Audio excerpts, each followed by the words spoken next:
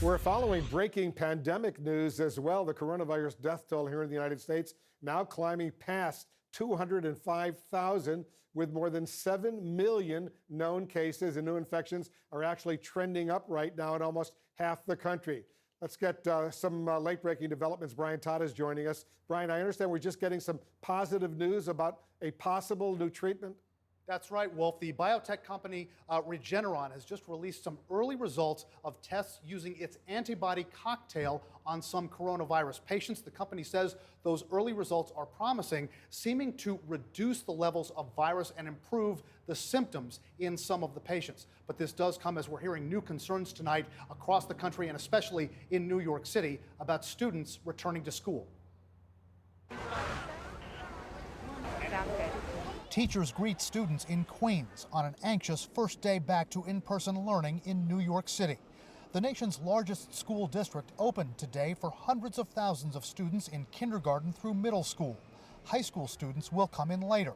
Some teachers are nervous. I live in a state of fear, forcing this very large school system to go back to normal as kind of forcing a square peg into a round hole.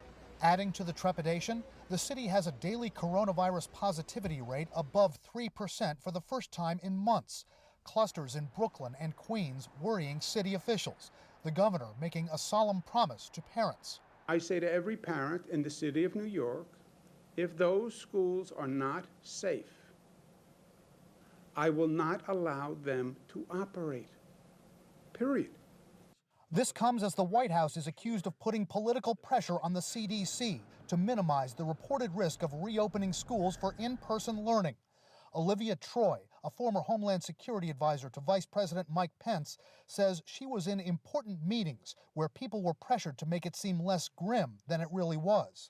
People within the White House specifically tasking more junior level staff to try to find alternate data that fit the narrative that they wanted, which was it only affects, people above the age of 75, and it doesn't affect younger school children. It was all part of the narrative of we need to open up these schools, we need to open them up now.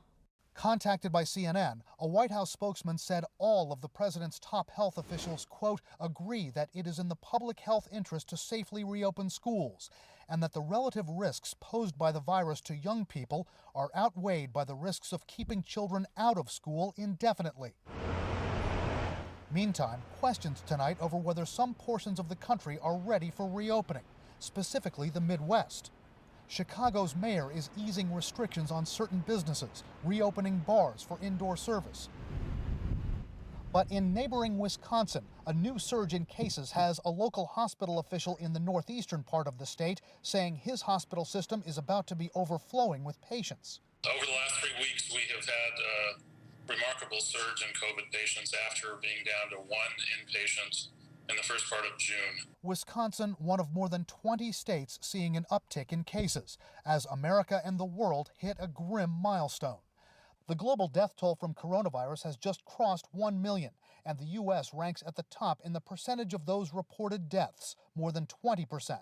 In September of 2020, we still can't test, trace, and isolate. We still have problems with testing availability. We still don't have the ability to contact trace every case. We still have people that are not taking this seriously. And we have this just in, some more terrible economic news regarding the pandemic. Disney has just announced it's laying off 28,000 U.S. employees at its theme parks. The pandemic clearly just hammering Disney's theme park business. The company says 67% of those will be part-time workers. Wolf. Yeah, the economic pain from the coronavirus clearly continues as well. Brian Todd reporting for us. Thanks very much.